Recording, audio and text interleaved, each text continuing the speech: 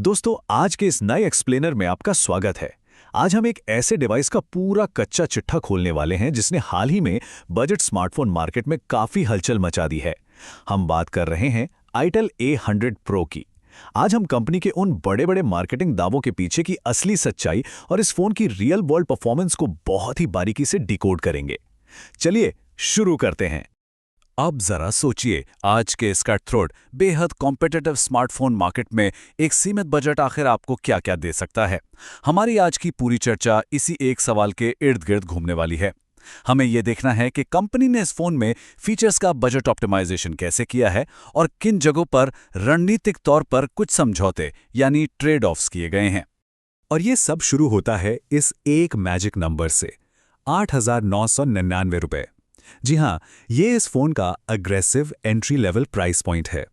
और सच कहूं तो ये नंबर बहुत ही क्रूशियल है, क्योंकि आगे हम फोन के जिन भी फीचर्स, खूबियों या कमियों के बारे में बात करेंगे, उन्हें इसी कीमत के तराजू पर तौला जाएगा।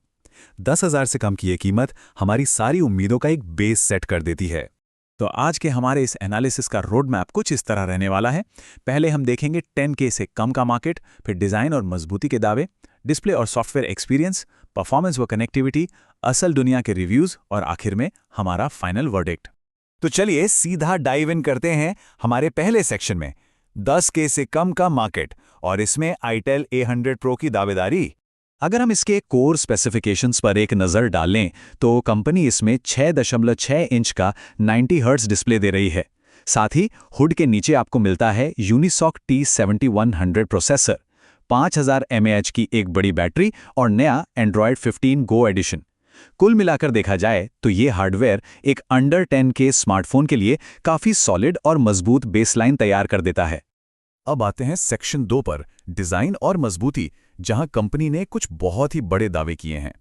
और यहां जो सबसे ज्यादा चौंकाने वाली बात है वो ये कि ये phone MILSTD 810H military grade certification के साथ आता है।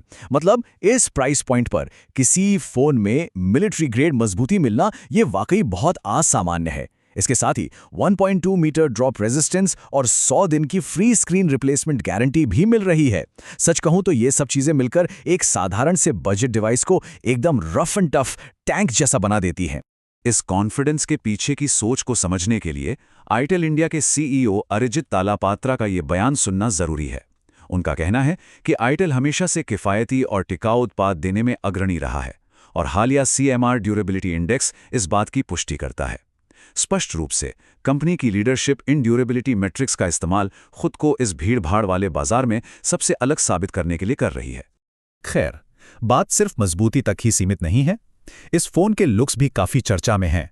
ये 3 आकर्षक रंगों में आता है, कॉमेट ऑरेंज, क्लाउड व्हाइट और ब्लैक।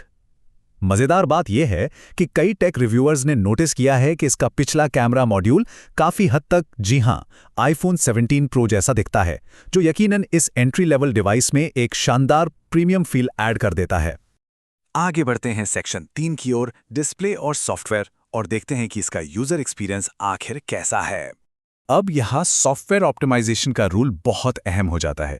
फोन में Android 15 Go एडिशन दिया गया है। असल में ये एंड्रॉयड का एक बहुत ही लाइटवेट और ऑप्टिमाइज्ड वर्जन है, जिसे खास तौर पर एंट्री लेवल हार्डवेयर के लिए ही बनाया गया है। अब क्योंकि इस फोन में फिजिकल रैम सीमित है, तो ये सॉफ्टवेयर चॉइस एकदम सटीक बैठती है, ताकि बैकग्राउंड में ऐप्स को अच्छे से मैनेज किया जा सके और आपको बिना अटके एक स्मूथ परफॉर्मेंस मिल सके। स्क्रीन की बात करें तो यहाँ एक बहुत ही दिलचस्प ट्रेड ऑफ देखने को मिलता है। एक तरफ आपको 90 हर्ट्ज का फास्ट रिफ्रेश रेट मिलता है, जो इस बजट में एक प्रीमियम फीचर है, यानी मेन्यू स्क्रॉल करना या सोशल मीडिया चलाना एकदम मक्खन जैसा फील होगा। लेकिन दूसरी तरफ इसका डिस्प्ले केवल 720p HD+ रेजोल्यूशन वाला है।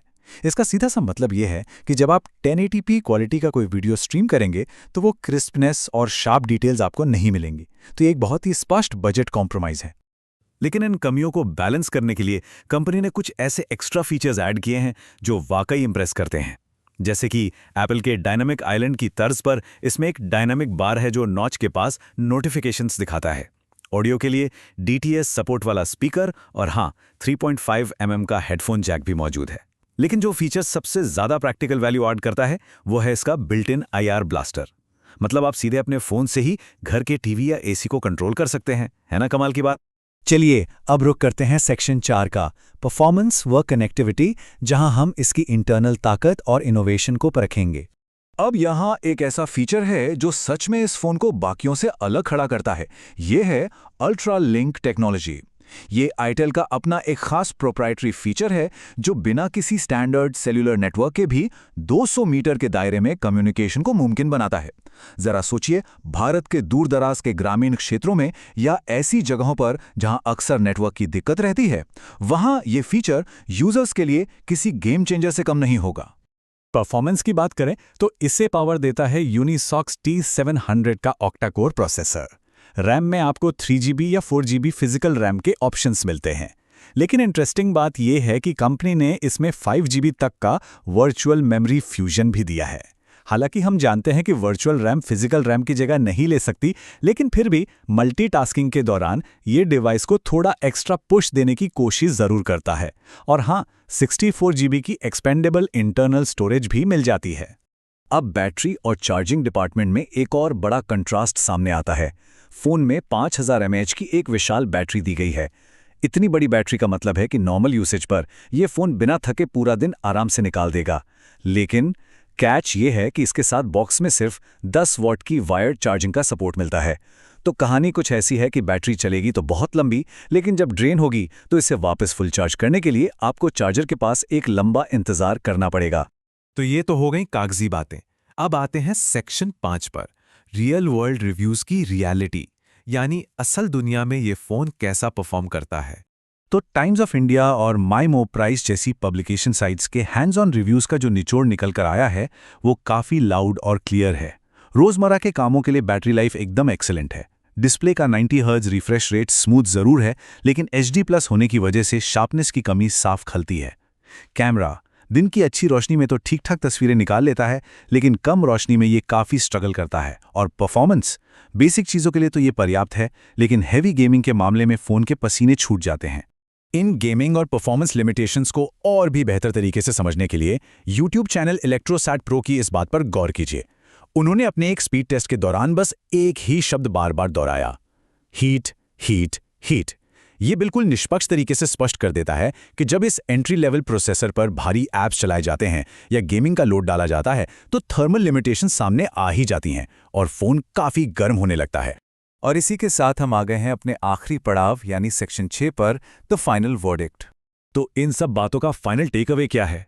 देखिए, ये फ़ोन एक खास तरह के यूज़र बेस के लिए डिज़ाइन किया गया है।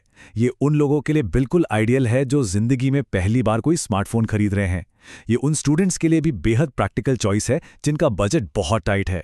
और अपनी उस मिलिट्री ग्रेड मजबूती के कारण ये एक secondary rough and tough device के तौर पर भी एकदम परफेक्ट फिट है। लेकिन अगर आप एक हार्डकोर मोबाइल गेमर हैं या आपको फोटोग्राफी का बहुत शौक है, तो सच कहूं तो ये डिवाइस आपके लिए नहीं है।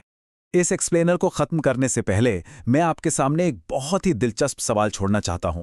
क्या आज के बजट स्मार्टफोन्स वाकई मिड टियर डिवाइसेस के बीच की खाई को खत्म कर रहे हैं, या इनमें किए गए समझौते अभी भी इतने बड़े हैं कि उन्हें नज़रअंदाज नहीं किया जा सकता?